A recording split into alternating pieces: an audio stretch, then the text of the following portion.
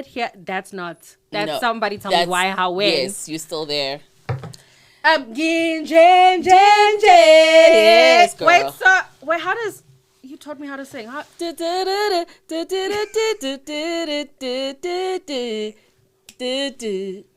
Man, why am I forgetting my own thing?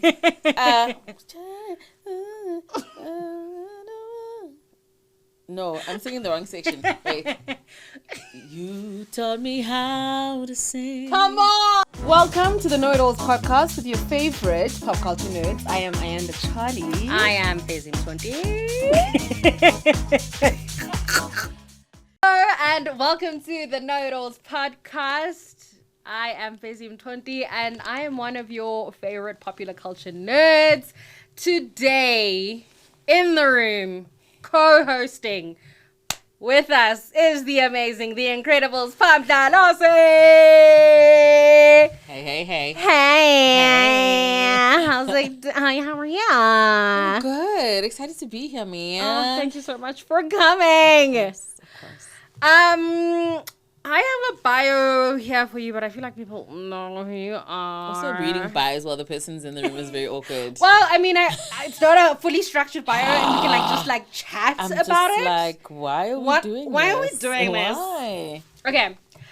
Are you a summer nominated artist? Yes or no? Yes. Okay. Yes. For what? Tell me Oh why. my gosh. So it was for 3 categories. It was best newcomer, best female artist, and best jazz album. For which album? For the only album. The debut album. The incredible. Oh my god. Indlela Ekhaya.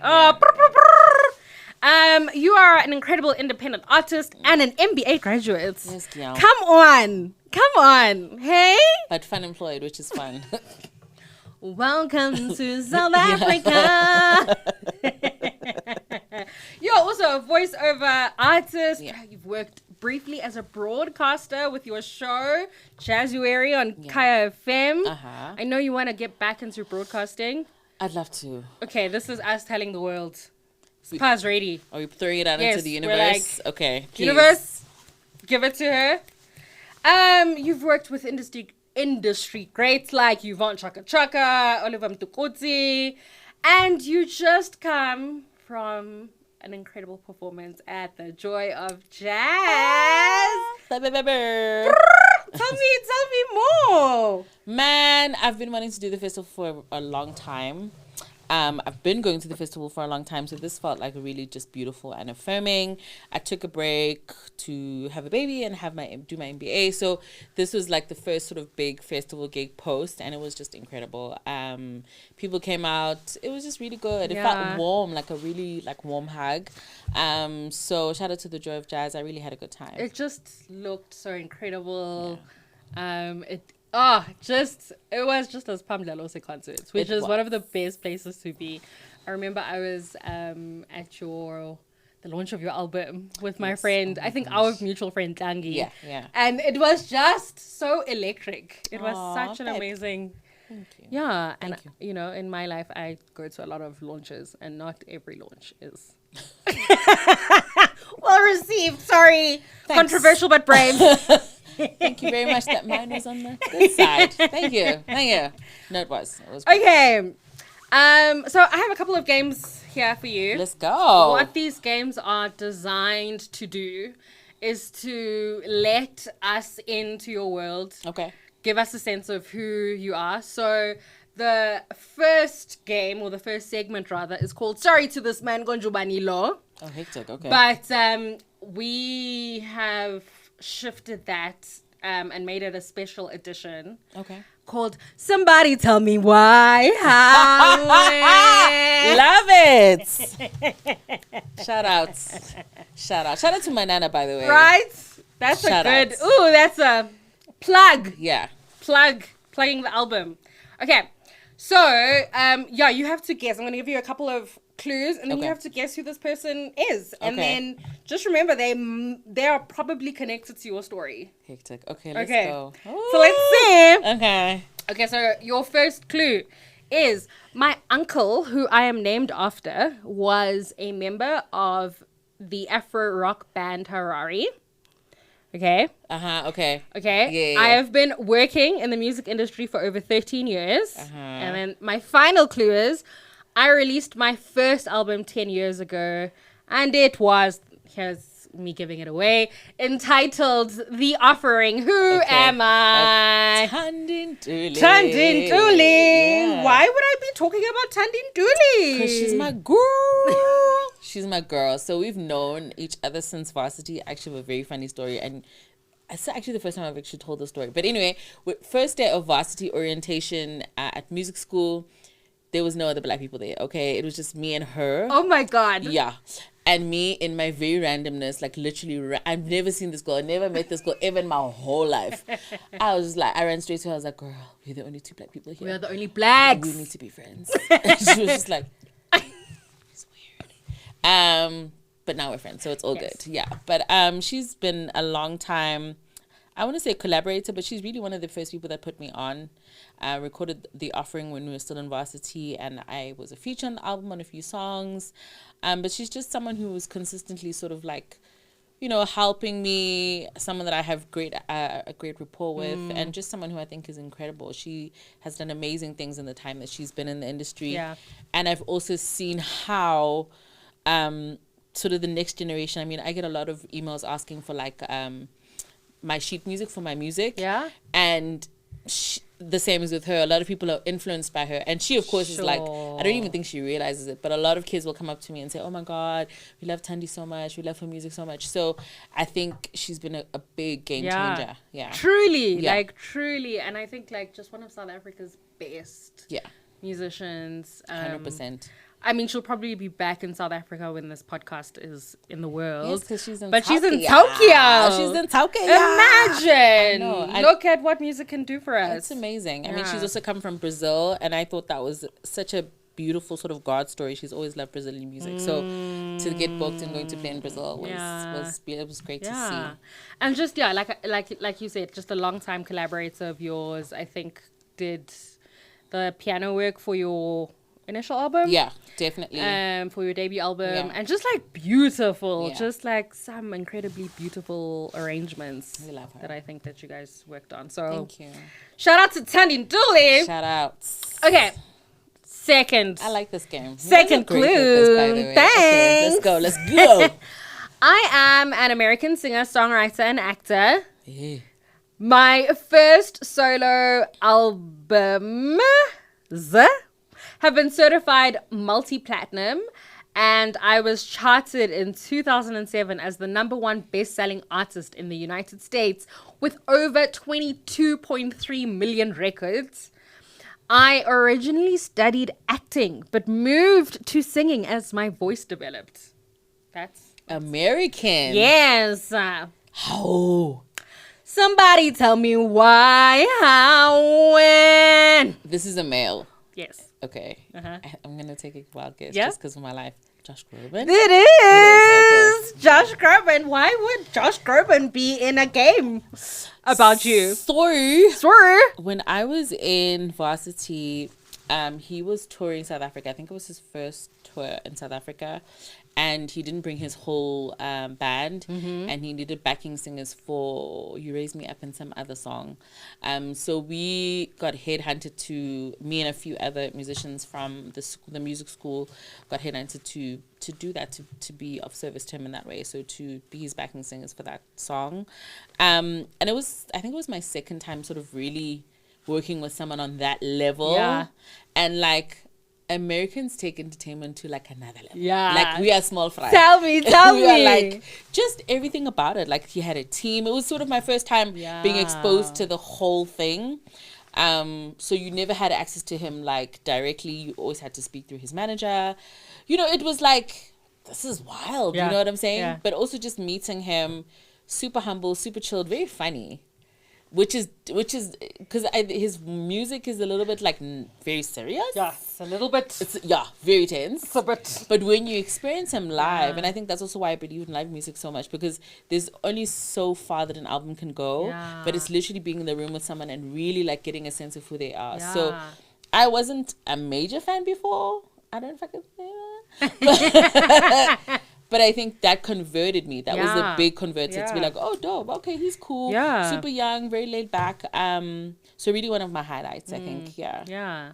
Shout out to you working with Josh Groban. You said Shout this was your outs. second time working with a person Of the level, yeah. of that level. Who Yeah. was your first? Israel Houghton. So he's... Oh, cool. Yeah. My mom is fanning. Oh, really?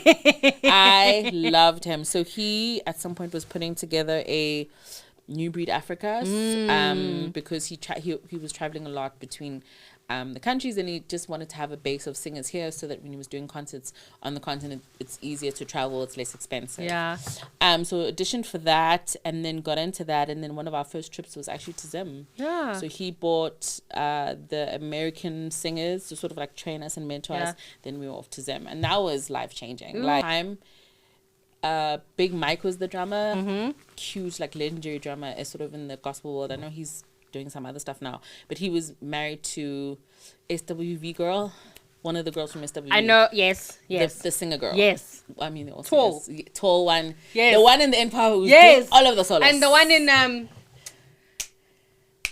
what's that thing that we watch? Their show. No, not their show. No, the NPR show. Yeah. Tiny Desk. The one Tiny who's Desk. standing in the middle. The girl. That's what I'm. The Beyonce girl. Yes. Yes. So he was married to her at the time. So it's just like, these are big celebrity people, you know? And then I remember I think it was like some kind of like soiree. So a lot of like the gospel guys were there, like like, you know, so it's like Rock of Ages. yeah. Let me be. I have a picture with her because I was like, at the time I was dating my husband, so I was like, please show this to your mom so she knows like I love the Lord, like so she can have. So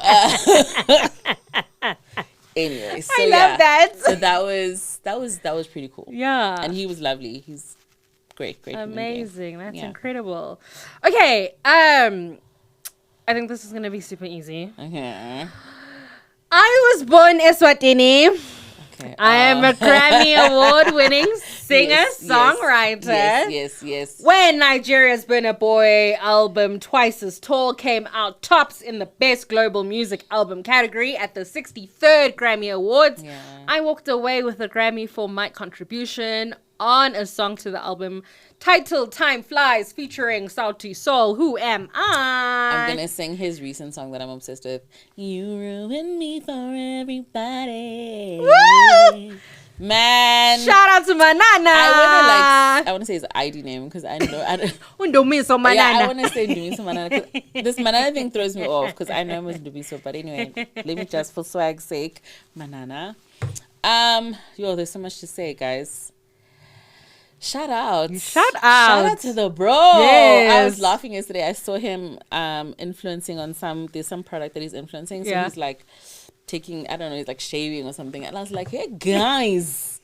Hi guys. Manana, by the way, please come on the podcast. Please, bro.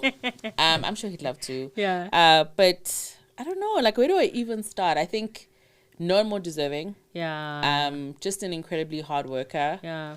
And just like a kind person. Like, I mean, he's still the same guy that I know from back then. So yeah, shout out to him. More success, man. More and more. And he's also featuring on my favorite. Okay, there's multiple favorites that I have on your album. Yeah. But Noah's Ark. Shame. And I always feel like we never actually perform that song enough. You don't. We don't. Criticism. No, you know why, ne? You know why. And I want from a fan. No, guys. This is direct. No, listen. I'm speaking direct. Listen. That song actually, ne? It actually was a collaborative effort with Youthfumism, right? Yes. Pepelo Ndlovu, I want to say Mazibugo, but that's Pepelo Ndlovu was one of the writers, and then there's a lady called Elizabeth Gaylord as well. So they were a collective, and then the song happened, and it just always feels weird to not perform it with them. Okay. Because I think they also deserve the love and the attention and the props for it, and that's part of the reason why. But I will, shame. I'll give it more love. Like maybe just do like a snippet of it. Yes. In the show. Please. Yes. Okay.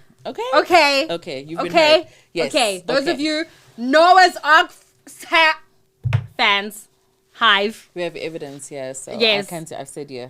Hold her accountable when you go to her show. Okay, now this is a place. Okay. Okay. This is the 4th largest township in South Africa after Soweto, Tembisa, and Katlehong. Some notable people come from this region, including anti-apartheid activist Victoria Mlenge, who worked there as a community nurse, professor and visual artist. Also, I learned today is a knight. Zanele Moholi Oh my gosh, I was didn't know that. knighted. Oh, what? So they're actually Sir Zanele Moholi. That's wild. That's so cool. That's wild. And Khanyi Dlomo. Okay. According to legend, the name of this place, you know the name of this, you know what I'm talking about, comes from Umlazi, the Zulu word for sour acid produced from fermented or sour milk. It is believed that when King Shaka Ilembe I literally was about to be like Ilembe was passing through the area, he refused to drink from a local river, claiming it had the taste of Umlazi. The area was called... That's kind of negative. Umlazi. After this incident. Did you know? I did not know. Also, why did our water taste like fermented? I don't know. And it also could be lies. You know. It could be. Or it could also have been Shaka, maybe. I don't know. Yeah, Shaka was a troubled king. As we It know was from... a lot. Yeah. Ilembe. Well, yeah. I mean, I think we're about to find out in season 2. I think season 2 is about to get interesting. I was at an event recently and I saw, I'm forgetting his name, but the actor that plays Ushaka. And I was like... Yeah. I will put his name. The homie. The homie. I'll put his name down. But I remember just being like... and then I was like, I don't need to say hello. Did you want to be like... Yeah, I wanted to be like, hi. And then I was just like, I don't need to do this to myself. I don't need to embarrass myself today. I do that too often. Yeah. So I was just like... I think it's natural. Like, that series just came and, like, It took was over. so good. It took over. It was so good. Yeah. I mean, there's definitely kind of artistic... Yeah. I wouldn't even say criticism, but like artistic notes. 100%. But I think as the first stab at the game, Shout a friend of mine calls it Zulu Game of Thrones. Fully. But I mean, that's also another conversation to be had about the violence, right? Yeah. And it's interesting that, like, your friend would say Game of Thrones, because no one ever says, like, oh, Game of Thrones is too violent. Except for my son. My son hates it. And Fezzi. I think Game of Thrones is sometimes gratuitous. It's a lot. It is gratuitous. Like every episode? Oh my God. Also when they killed Oberyn, when he like crushed his skull, I was like, this is unnecessary. It's a lot. I don't need to do this. It's a lot, but people love it. Yeah. But yeah, I mean, my husband and I have lots of conversations about like violence and like Zulu people in particular. Hey. Ngoba sokushay. Very much so. Why am I shy? Umshangani. Uyakudelela. Why am I shy? Sorry. Why are we even? And I'm from Ladysmith, and about Muslim numbers, you're always like, "Oh, umshangani." Where's your gun at, girl? Exactly. This is what I keep telling people. Where's your Glock? That's why I'll never change my my number plate. No, don't. It's like it's respect. Yeah. So so definitely from Umlazi. But I grew up in Umlazi actually, and it's interesting we're talking about violence. I grew up there in the 80s, so it was like the height of like sort of post-apartheid. No, what am I saying? I was born. Apartheid was 94. Okay, there was just a lot of violence at the time. IFP, ANC, just a lot of like violence, and I remember being young and experiencing quite a few traumatic things. But I also think like, you know, Lakshan living is Lakshan living. And you will be introduced to violence at a young age, unfortunately. I mean, I remember one of our neighbors was like a gangster in the area, and then his gang turned against him and they burnt him in the house. It was just like, it was crazy things that were happening. Sure. But I loved that living. I don't think that suburban living is different, man. And like Lakshan living is just, it's different. Like, I remember the freedom of it. I also just really valued sort of the community kind of growing up like in community. Funny story too, on at the Joe of Jazz on Friday, 2 elderly women come up to me afterwards speaking that Durban Zulu, you know. Yes. And I'm just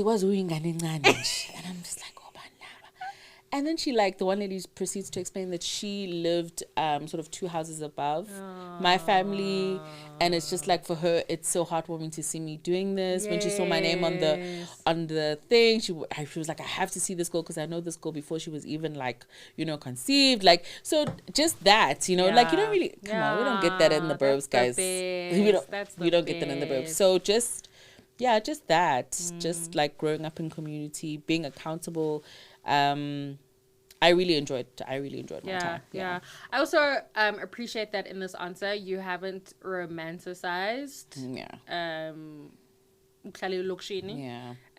You've kind of brought us the contours of it, like that there is actual violence, but there's also real life that is sustained, community, people who love each other, 100%, like capacity for like people to just be on your side, you know? And sometimes I feel like we've kind of assimilated too much into kind of white normativity 100%. in the suburban living that we have. I think only now, and I've been living in my place for, I'd say 3 years now, but I'm making a concerted effort to be like, hello to my neighbors. And being like, hi, I'm such and such. A new neighbor moved in 2 days ago, and I was like, hello, I'm such and such. You know what I mean? And every time I would visit relatives, that just wouldn't fly. That would just be like the height of rudeness. How dare? I mean? How dare? I also think as Zulu people, there's like something so specific about ubingelela, about greeting. Yes, exactly. Like, listen, you don't come here and act like I don't exist. Okay, so Eric, when you're like, sorry, can I? Yeah. Someone. Yeah, exactly. Like, sorry. No, but can I? Unjan. Okay, kubega butin. Yeah, exactly. Put you in line fast. Yeah, but I mean, Ekaya, we come from Emakaya, Mangweni. And also what's really important there as well is to introduce yourself to the community when you move in. Right? And I think that's also a really important like way of accounting to the community.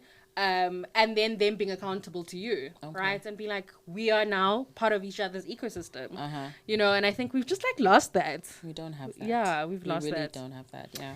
Anyway, okay. So that wasn't too bad. I'm so Look offended. at you being a know-it-all. I'm offended. Why would they say the water was weirdly Umlazi. You know, King Shaka went through a lot, so maybe, you know. Yeah, maybe his taste buds are off that day. It happens. Okay, so you and I know that it's award season soon. The South African Music Awards have just announced 2 is up and coming. But we're going to talk about a different set of awards. The Mzansi Jazz Awards. And you won a Best Newcomer in Jazz. I'm calling the section... no, I'm forgetting how to... Wait, you taught me how to sing. Wait, please sing that for me. I can see your brain like spasming. Wait, that's not. That's no, somebody tell me why, how, when. Yes, you're still there. Yes, girl. Wait, how does... You taught me how to sing. How?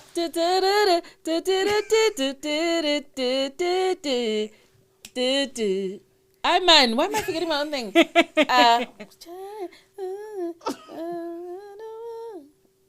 No, I'm singing the wrong section. Wait. You taught me how to sing. Come on. There we go. Okay. So, the prize we know went to Spha Mdlalose in 2020. But we want to know if you know who won in previous years. Okay. It's about to be banned. 2018, tell me who won. Girl. Best Newcomer in Jazz. Can I get a clue? One clue, small clue, baby clue. KZN born.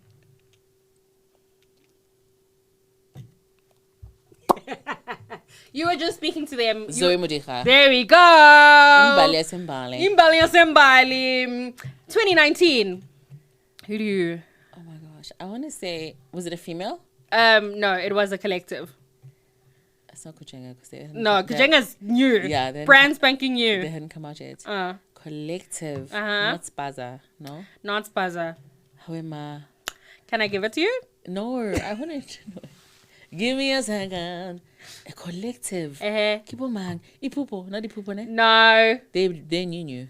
No, Pupa's not new, but they are starting to gain traction now. Ne? Yeah. Shout out to them as well. Yeah, they're doing such cool things. Guys, babe, give it to me. They're Cape Town based. Do you know? No? A Cape Town based collective. Yeah. No?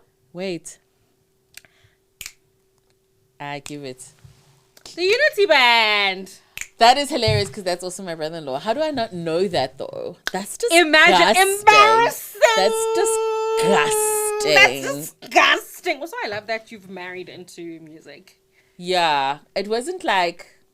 I told my sister, I was like, don't marry a musician. And my sister's an actress. It's like, girl, get you a man with a 9 to 5, with a paycheck that be coming in. But she was like, no thanks. Yeah. So, but it's worked out well. I mean, we love him, so it's all good. That's good. Yeah. That's amazing. Okay, 2021. How am I? Not Linda Shabalala. It, in fact, was. You're a real know-it-all, hey? I try. Look at you. I try. Okay, so when I played this game with Zoe Modiga, she called it incredibly shady. But I don't think it is. I think game is shady? The game is shady. Oh, Lordy. Oh, Lordy. I have some treats here. I'm gonna bite my tongue. Okay, so from your incredible album. Yes, mommy. We are playing a game called Ubanu Mangoba. And today, we're going to find out, for today, what your favorite song is. Like on the album. On the album. On the album. But these are my tops. Shoo. Okay, of my tops. Let me clarify. Of my favorite songs on the album. Which is the Mangobes. Okay, are you going to tell me yours? Yes! Okay. So, for number 1, who wins between How I Win on Indlela Ekhaya or Noah's Ark? Oh my gosh, this is a hard game because it's like choosing between your favorite babies? children. Yeah. Also, favorite is such an interesting word because it could be like favorite to listen to, favorite to record, favorite to play live. What category do you want to say live? Let's say live. Live, ne? Yeah. I mean, I think how but I you win never has play. to, No, that's what I'm like. Okay. No, actually, no, because Noah's Ark. Yeah, exactly. Doesn't get played live. Okay, so actually, you can hold it. You can tell me which one. You can look at it. Baby, these are cute, by the way. Yes. Shout out to my sister who keeps designing the cover art for this game. I'm gonna say, yo, buffet. This is hard actually, because I like having attachment to both of these for different reasons. Okay, you can explain those reasons.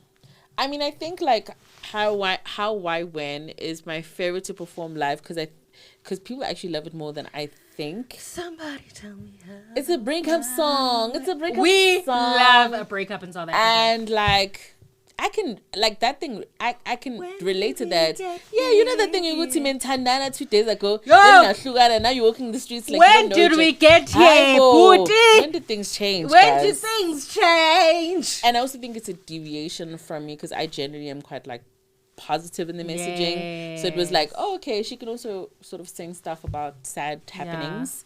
The Noah's Ark was really dope. Like, I mean, the collaboration was good. It was really, really great for me, also career-wise, because it took me out of the jazz-leaning sound and showed a little bit of sort of my range and what I can do. But also it's just a dope song. Like I still listen to the song. Such a fire song. Yeah, it's a fire song. Shout out to Bubele Boy, who was on Beyonce's something. I know what you're talking about. Africa. Not the cowboy one. Yes, the Africa one. Yes, that one. He produced. What is it? African Americans are so rude. They keep calling it the Mufasa songs, but it's not that. It's the woman. I need to say Woman King. No. It's because we were discussing other things off camera. Wait, it's oh my god. Sorry. There was that thing that she did. The gift. Yes, that one. Yes, so he produced that. And we literally like recorded. So we recorded at Vits. Guys, He literally sent me this thing. He was like, please write a verse. It was so random. Like, literally the most random. Yeah. Anyway, I write the verse. Ha, ha, ha, ha, ha. We're at Vets using studio that we're not supposed to be using. So we had to record within an hour. Fast, DJ. 1 1 1 2 1 2 1 2. Okay. Hi, Seba. Okay. No, Seba's closure. Okay. I didn't think anything of it. Whatever. And they were like, okay, cool. We need to do some other stuff, like the can clapping. Yeah. We went to Bubele's house here, actually, very not far from here. He set up a thing in his cupboard. Yeah. Next to his like sneakers, basically, and we were like clapping. And then Kopalala Lap, and then we released the song, and I was like, guys, so good. Yeah. It's my favorite. It's one of my favorites. Wild. So it's hard, but I will say, let's say how I win. Okay. Yeah, let's say This hurts me. I'm sorry. But- I love them equally, though. I think, yeah. Okay. Well, Noah's Archive. I've already made my promises, guys. I'll keep Okay. my promise. Song to My Love. Yes. Which I was listening to this morning. That's so funny. Or Celiana. Ding, ding, ding. Shoo. Okay, so I'm gonna say Celiana just because. Yo, that was fast. No, you know why? Because Song to My Love. wait, babe. So like, I'm very sentimental about everything, but I'm gonna say Celiana because. Say Celiana because I feel like South African music is not documented, and it was very important for me to keep this song or keep this music alive in sort of honoring Victor Ntoni. I think it is sort of the responsibility of the new generation to do that in whatever way they can. Victor Ntoni is incredible. Yeah, So incredible. And anything that I can do to sort of keep his legacy alive. I mean, I know Black Coffee's done some stuff with him, and so you know there is some knowledge of him, but I don't think there is enough knowledge. And so, yeah, that was my little sort of like, here you go. Yeah. And I actually think, hey, I'm podcast, but I want to. That's the entire point of a podcast. But I think my intention is with the next album to do something similar with something else. Yes, I love that. Dudu did take your love and leave it. Yes. I don't need it. You know, she did. So there are artists who are doing it, but I think that it's something that I'm gonna sort of do going forward, picking different artists that and I know we have a new single coming out soon, Itemba. Oh my gosh, Yes, that's incredible. That's exciting. It's exciting, but also nerve-wracking. Yeah. I mean, been out of the game for a while now. There's like different vibes, different sonics, different musics. Got you. You know, so you always wonder like, hey, do I still fit into this? Dude, I feel like I return to you every 3 months. Okay. So yeah, I like actively bring you back into my playlist. Okay. Every you know what I mean? That feels good. No matter what distraction I have, and you always feel timely. Okay. So I have no doubts. Yeah, I mean, I just think like, you know, it's just like putting out new work is always nerve-wracking, but I'm trusting it. And I think the older I get, I'm learning to trust myself, and also realizing that you're not for everybody. Yeah. You're not money, honey. Yeah. You know what I'm saying? Like Yeah. some people will feel it and other people won't. Oh, see, Mali. Yeah. Mali. Exactly. Okay, can you... Sure. Celiani. Okay, Song to My Love, Hive. I'm sorry, Queens. Guys, You know. there's a reason for every... Okay, yeah. sure. Okay, then we have Indlela, which is an incredible song. And D103. I think this is easy. I'm definitely going to say D103. I also thought. D103. This song surprised the heck out of me, guys. It surprised the heck out of me. Just because I didn't really think, I didn't really think much of it. Wait, sorry, I was singing Lefati. It's fine. I just let you finish. It's on the album. It's on the album. It's fine. It's fine. It's fine. Wait, D103. Loy.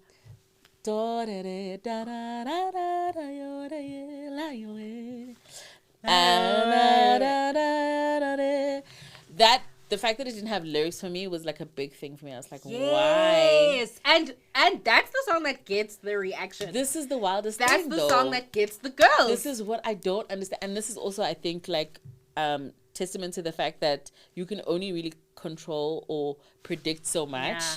I think a lot of the time we think like, oh, this is an hit. Yeah. You know, you have your song like you think people will love, Yeah. and then it doesn't necessarily Yeah. always go that way.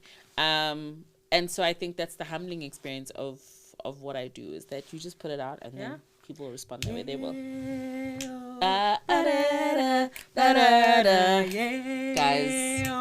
Guys, and then you're like singing that for like half an hour, and I'm like, yes. okay, strap it up, strap it up. I think at your launch, Yeah. we just didn't stop. We just like sauce. Jerv Jazz as well. Try it again. I was like, Bafethu, Inako, Ulizu Furunglala. Let's go.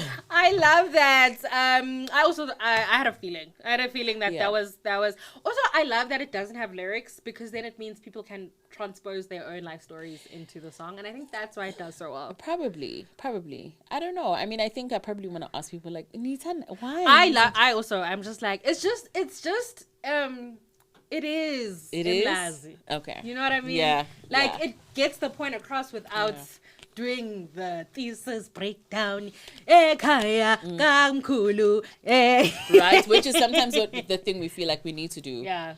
To like make it legitimate, or like make it like music, whatever, you know, like to give it more gravitas or whatever. But I think also audiences are feelers. Yes.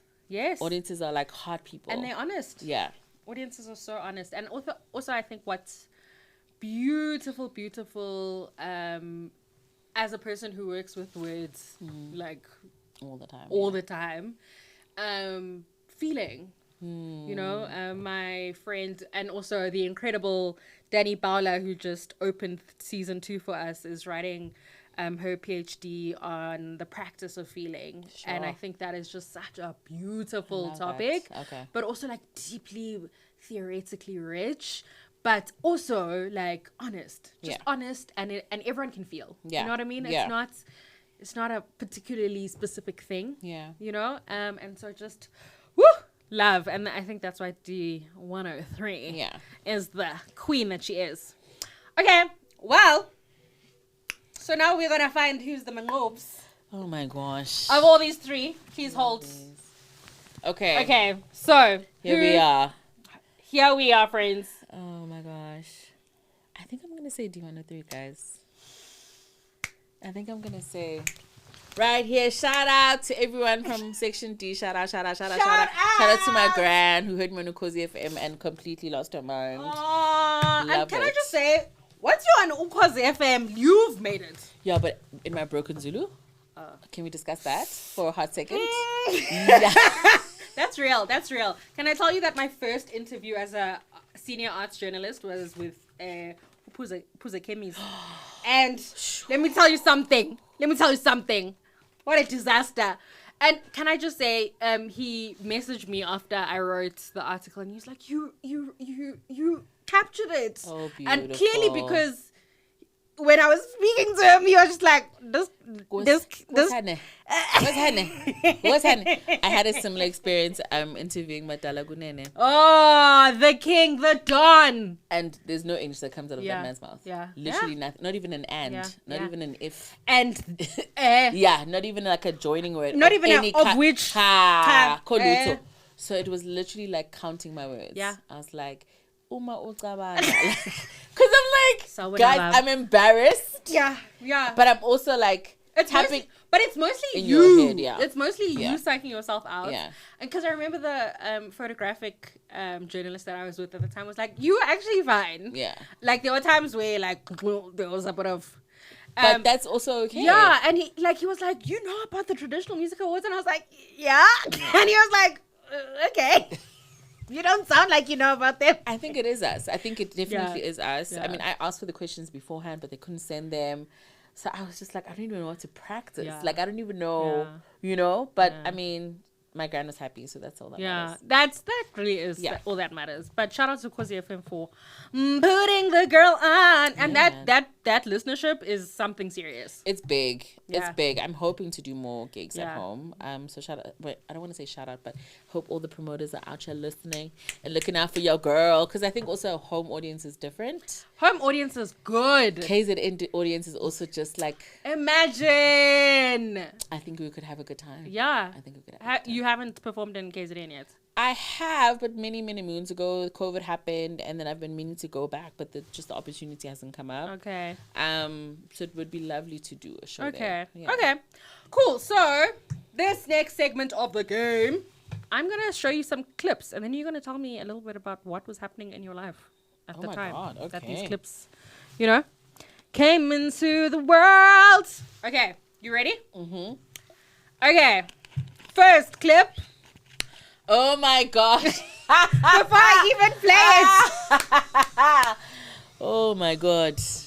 This is hilarious. I won't play it too long. Hey, I love this song, guys. Here we are, still together. We are one. I know. So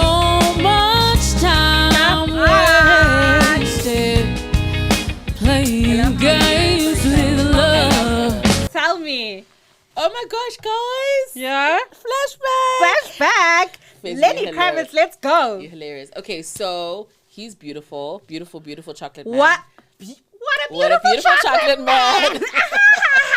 Yeah. Never aging vampire.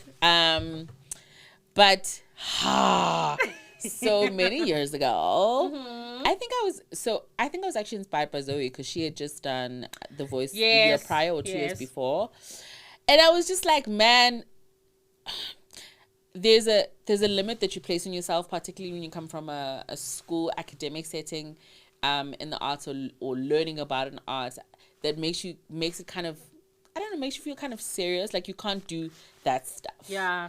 That stuff is for, you know what I mean? Yeah. And I was feeling stuck and maybe thinking to myself, like, what if I did something like The Voice? Who could that harm, And she had done really well on it. And I was just really inspired by the way that she'd approached it and like really kicked ass. So I was like, okay, let's go. Let's just see what happens, and it was a dope experience. Like, I mean, it's also been really interesting to see the people that were on. So Ami Faku was, I did a battle with her, sweetheart, shout out to Ami, and how she's been able to sort of use that momentum to build a great career for herself. But just incredible singers, man. From all walks of life, different expressions. So that was a really dope experience. Show business and TV in particular is hardcore. Yes. I don't know if I would do that to myself again. Yeah. Just because it's viewership, man. It's money. So you think like, oh, I'm just singing a song. It's like, nah. No. Yeah. Like, no. Yeah. And it's very brutal. It's like, they're very like, you're not moving around. You're not entertaining. You're not giving. Why would I pay to watch you, Reality television, like, let's have a chat about that.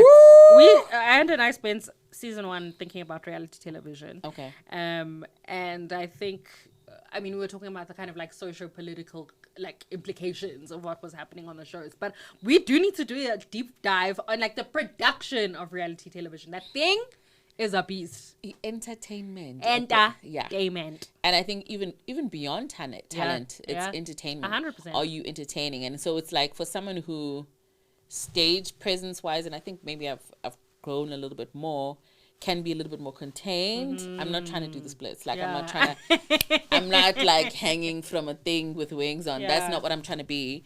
It was very like, because then it's like that angst of like, am I being true to myself? Is this me? Are they trying to like change me? But one person who was really gracious towards the experience was Lyra, who was just like, you have a charm about you. Yes, you just do. Just extend what you have. No one's expecting you to like run across the stage and just extend. And also let me not preempt things. Oh. Let me not preempt things. Let's see. Let's go. Let's go. That I'm not preempting things. Okay, so I'm not. But your audition. Yeah. The moment I love that song so much. And like, and then you see Lyra. Shout like, out. Yeah. A little bit for you. Yeah. I love it. Great audition song, guys. Just. Yeah. Great audition Great song. audition song. Yeah, she was just really like very and this is like the height of her success. Yes. So she didn't even need to be nice, but she was just very gracious and very kind. Yeah. I think all the judges were. I never experienced any funny things, but it just showed me another side to this thing that I just was like, yo, kanti kunje. Yeah, I hear that. But also, Zoe, who we recently had on the podcast, was also talking so beautifully about Lyra, and it's so wonderful to hear also that like a person who would be an elder in relation to the two of you was just so gracious and kind and wonderful. Because your faves are not always yeah, let me tell you something about her favorite. Your faves are not always nice. Guys. Okay, let us play this one now. Okay. This earring. Damn you. This earring. Damn it's fine. you. It's fine. Okay. Little me.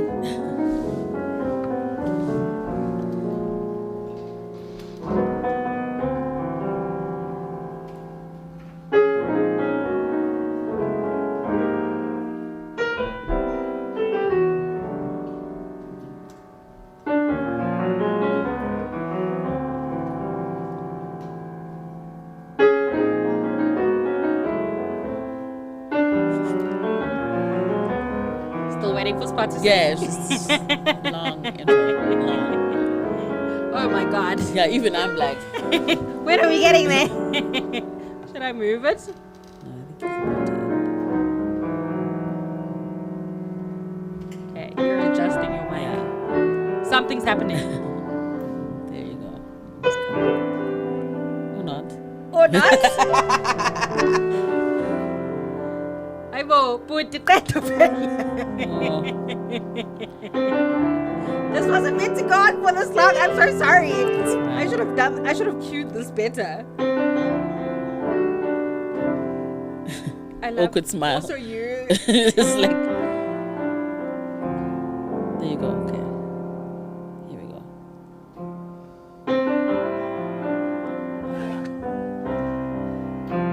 He plays beautifully though.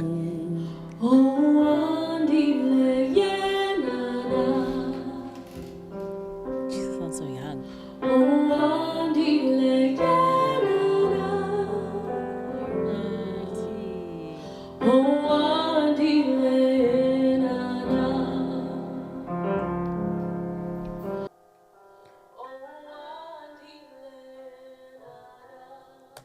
Tell me about this clip. Tell me about Guys. this girl. Very young girl. Very young girl. What's a young girl? I was in varsity, guys. I can't believe it. It's gonna make me tear up. Okay, varsity. I don't even remember what grade I was in, but Sibusiso Dlamini wrote that song in honor of Andile and Nana, a prolific jazz musician. Yes. And yeah, he asked me to sing on it. I was really lucky, I think. Maybe they're not the singers, but I got like really dope opportunities in varsity, and I think it was also a great place to collaborate and be like, oh, please jump on this, oh, please, you know.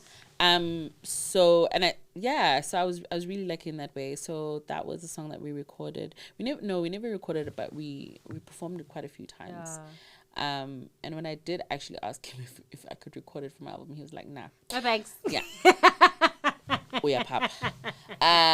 But you know, shout out to him. He put me on. Yeah. And yeah, just a beautiful writer. Yeah. A really gorgeous, great writer. gorgeous. Okay, my final. Yeah, you guys are digging Right? in there. Oh my gosh, It's called the files. research. I love it. Imagine. So on brand for you. Imagine, also. right? So on brand for you. Thank you. Okay.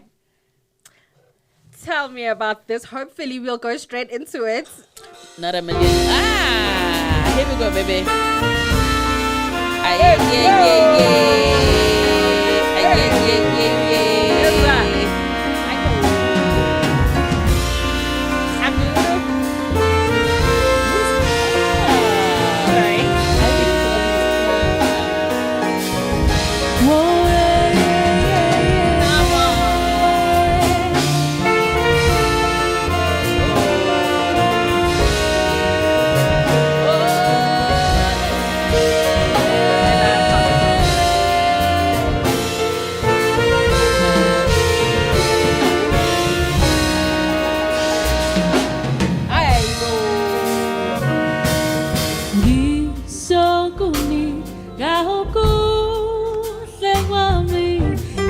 tembisa Okay, cleaners. wena stand some ongi Tell me so about this clip. It's so crazy to watch it because that's actually the original band that recorded the album. Yeah. So Lele was on drums, Yeah. Tanya was on keys, as Tepeng was on trumpet.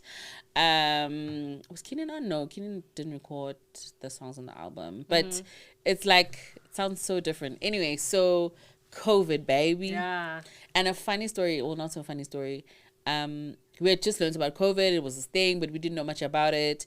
Then Standard Bank was like, listen, we were supposed to be having the festival. We were booked for the festival, but we're going to record you guys doing this thing. At rehearsal, Tim Gossi comes to rehearsal and he's sick. And I'm like, anyone who knows me knows that I joke a lot. So we're just joking. I'm like, right, you know. Did this homie not have COVID, fam? My Vims had COVID. Fam. 2 days later, how? Jiggy. Homie is like sick. He can't breathe. Oh my God. I felt terrible because I literally thought it was just a flu. My Vims. Lapo, we were at rehearsal with no masks because it's just come out. So we're just like, no, man, it's not that serious. Not that It's oh, not. guys. We're not like doing the, what was it called? The distancing. Yeah, what social parts. distancing. Don't. So it could have been rough for all of us. Yeah. But yeah, man, sure, wow. Yeah. Shout out to Standard Bank. They've done a lot for the arts. And it would have been nice to actually perform at the festival, but I mean, obviously, because of the situation that we were in at the time, it wouldn't be possible. But it was also beautiful that they were able to pivot in that way, because a lot of artists rely on the festival from a financial standpoint. You know, it's for us, for the work that we do, it's sort of an off season. So the festival comes right in the middle of that off season, you know, to help you through that time. And for them to just be like, listen, let's change gear. And pay you and, you know, and really give you work, was really, really important. And I think it was great of them. Because, you know, you will know it started, that season, started months and months and months and even years of like artists really struggling to stay above board in terms of, finances, and opportunities to play. So, it was great for them as a brand to do that. But sure, I just love performing. Excuse me. I really enjoy it. I enjoy it more than recording music. Sure. And I know some people have, Opposites. Yeah, some people have like. No, I hear what you're saying. People love. Yeah. I mean, I was listening to a Willow Smith interview, and she's like, I love the studio. Yeah. I'm not like, I never know what's going to happen on stage, even though I love it, but it's just too unreliable for me. And I was really? Like, yeah. Give it to me, Yes, baby. yeah. I love it. You can make it whatever the heck you want. Yeah. If you have an audience that is trusting, because I think that's also the thing. You establish trust with You your have audience, to establish trust with an audience. I mean, I think we're also spoiled because South African audiences are just next level. Yeah. There's no audience like a South African audience. Then you hit them with the vernac. Let's go. Go by. Let's go. Go by. Let's go. So I love the stage. I love live interaction. I love engagement. I talk a lot of smack. Yes. I make well, fun not of the yes, bad. but Yes. So, and I also think I have an angst about hearing myself back. Sure. So recording's not that great for me. Sure. But I mean, you sound incredible. I remember like that was one of like the first because you could pay to get a performance. Yeah. And I remember like buying it as one of the first ones. I love it. I always return to either this performance or the Guta. Yeah. Kind of like the Library Jams one. Library Jams. Yeah. This is kind of a take on Tiny Desk. Yeah. And those are my favorite. Like, yeah. It was tiny. That studio was really small. So yeah. Okay, so now our final segment. Oh. It's called This, That, and Why. Okay. It's rapid fire questions. Okay. And then we're gonna quickly go and ask you why at the end. Okay. Umlazi or Rondebosch East? Yo, Umlazi, bro. Jazz or gospel or neo soul? Ha! All free? Is that an option? No, not an option. Oh my god. Probably neo soul. Interesting. Festival or intimate concert? Intimate concert. Okay, why an intimate concert? Festivals can be difficult to get attention. Yeah, I'm still struggling with the festival because I do think it's you're a little bit more anime. It's just it feels like it needs more. Yeah. And maybe it's in my head. Okay. Because I watched Liz Wright the other day and it was like, this is who I am. This is what I do. yeah, Yeah. and it's what you're gonna get. I love that. Neo Soul. Tell me about Neo Soul. That's the music that raised me, guys. I know this. Yeah. This is why it's here. This is the music that like, and I was saying to a friend of mine, I was like, what happened to like Dave Hollister, Dwele, like, Dwele! like all these artists that like just fell off the face of the earth, but was so influential, Sure. like in cultivating a sound. Come on, and also like I don't know. There's something about growing up in KZN that was so animated by Neo Soul. 100%. Yeah. 100%. I think that we were listening to music that was way above like our capacity to understand. But it just felt so good. Like, I remember listening to a lot of D'Angelo, and people were just like, oh, why don't you listen to Usher? I was just like, it's just different. It's just like, different. Flowetry, like, there's just so many great artists. So, Amazing. yeah.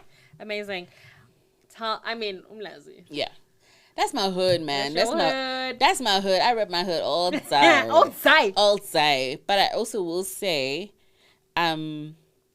moving to Cape Town was a big culture shock for me. If you know anything about Cape Town, you'll know that it's... Oh, if I know anything about Cape Town. It's very racist. Do you play? Yeah. And it was for me as a 9-year-old girl who came from completely integrated, like, society as much as possible, was weird. And I remember actually the first time I had we moved to Rondebosch East, which is predominantly a colored neighborhood. And let me tell you, the racism was like... Yeah. Girl, first class. Yeah, let's have that chat. And I remember having this girl who was my best friend at the time, Genre. I don't know what happened, but we had a fight and she turned against me. And she was like, you should just go back to where you come from. And I was... You mean South Africa? No, but wait. I literally was like, Durban, I just got here. Like, it just... Because I was so naive to what it was. And I remember going home to ask my mom, like, what does this mean? What does this mean? Why? I must go, you know? Yeah. So it was hard. It was a hard 2 years. It was... Also, just like, I think the school was also struggling, just from a resource perspective. And I remember things changed for me and my brother, who was 2 years younger. It was like a random day. They called me outside and they had these like little placards with words on them. It's all these words like psychiatry, or like just all these tricky words, like from a grammar and English perspective. And I just was sort of going through them or whatever. And the teacher was like, listen... The girl needs to move from here. Sure. She's not going to grow here. Like, we're struggling. You know, the classes are too big. She's not going to be stimulated for long. She needs to go. And my mom did the search of, like, trying to find us a school. And we moved to a neighborhood called Pinelands. And then that was also a shock, because now there's white people. Yes. And now there's that racism. There's two black girls in the class, 2 black boys in the class. And it's like, okay. But also the academic expectation is higher, right? So now I have to work harder, sort of balance sports, you know. So it was a tricky adjustment. I mean, I love my childhood and I can't say any bad things about it, but I definitely think moving to Cape Town from my sort of comfortable KZN community, Umlazi living, was hard. Yeah. Spha Mdlalose. We could be here forever. But, you know, thank you so much. It's an absolute pleasure, Thank you baby. so much. It's We a are pleasure. so thrilled that you came to co-host today. Thank you so much. You're for so having me. generous with your time, with your responses, with your capacity, with your gift. Aw, Thank you. thank you, guys. Izandla zidlule ekhanda. It's a Zulu thing that KZN people KZN say. people say. Shout out. Thank you again so much for tuning into the podcast. We love and appreciate you, and we will see you sometime soon. Next time.